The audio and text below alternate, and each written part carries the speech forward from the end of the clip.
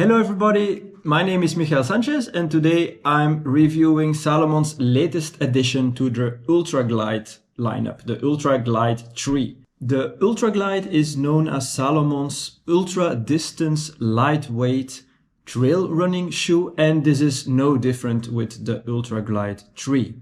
This shoe comes in at 285 grams in my EU size 43 and 1/3, and it's actually incredibly lightweight considering the amount of padding that the shoe is packing.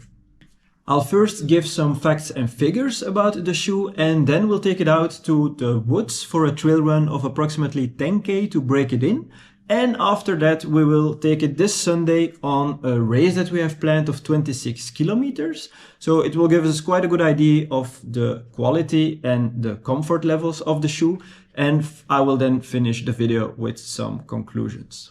Starting from bottom to top, the outsole is made from Salomon's proprietary all-terrain contact grip rubber in combination with lugs at a lug depth of 4 mm, I think coming from 3.5 mm on the Ultra Glide 2.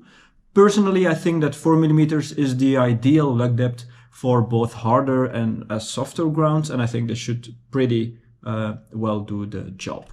Additionally, this year's iteration of the Ultra Glide introduces the Relief Sphere technology, which is this wavy ball shape that we see at the bottom.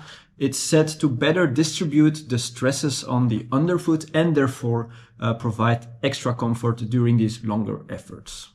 The midsole is made of Salomon's lightweight EVA energy foam with a stack height of 41 mm and a drop of 6 mm.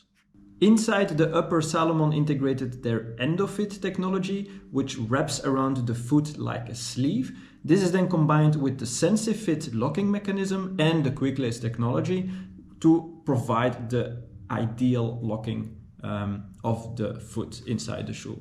I personally really like the quick lace technology because I feel like I can fine-tune the locking of my foot as desired, and once that's ideal lock is found, I can put away the laces and not think about them for the whole race or run, which I think is really an added value of this technology.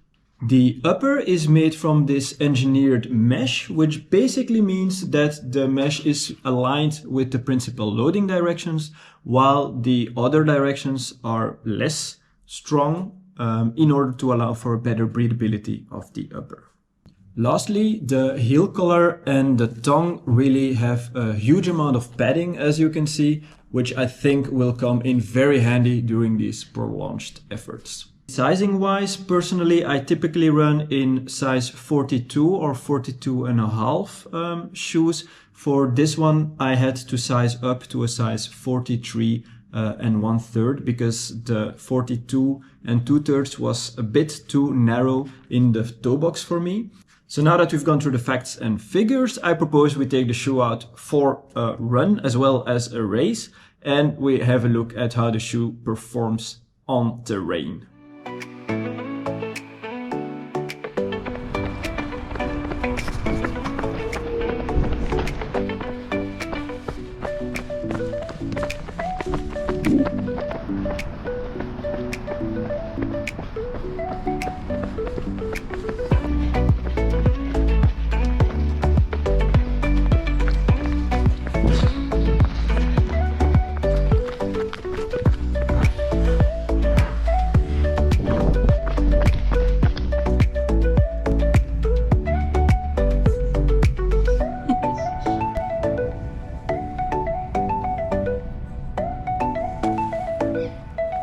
We are very early, so there's not a lot of people yet.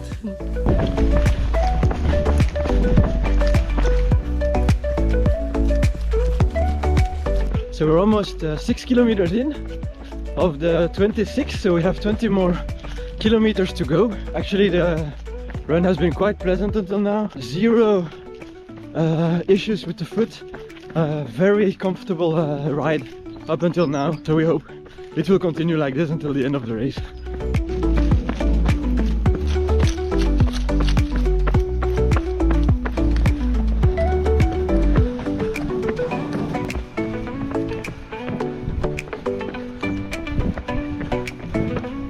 We're coming at 15 kilometers in on this tiny hill. Aurélie is still right behind me, and we're having a good time, but can't complain about the shoe though. Quite a good experience.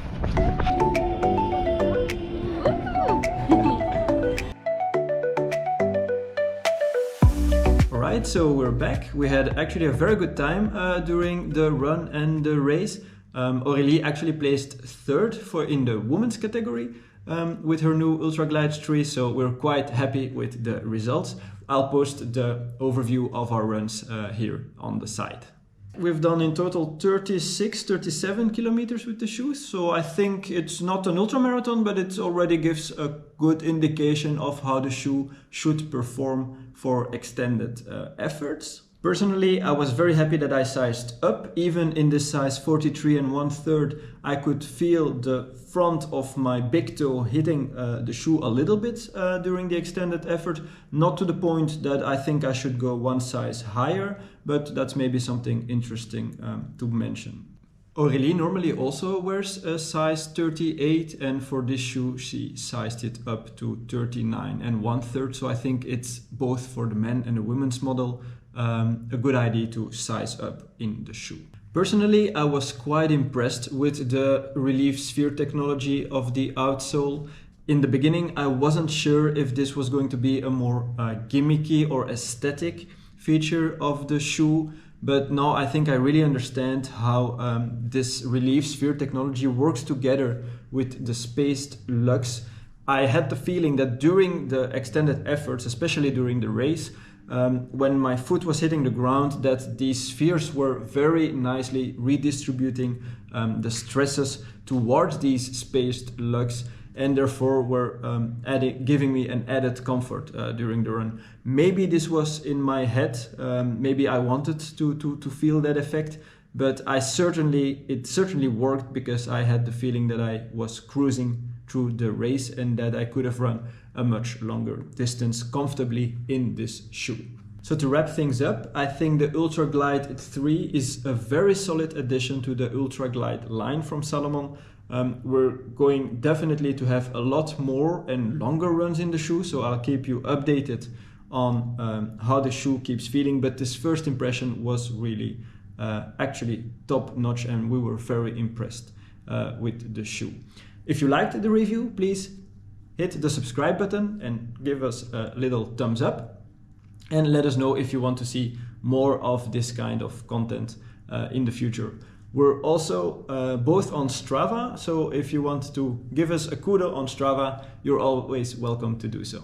Thanks a lot for watching, and I'll see you guys soon. Bye bye!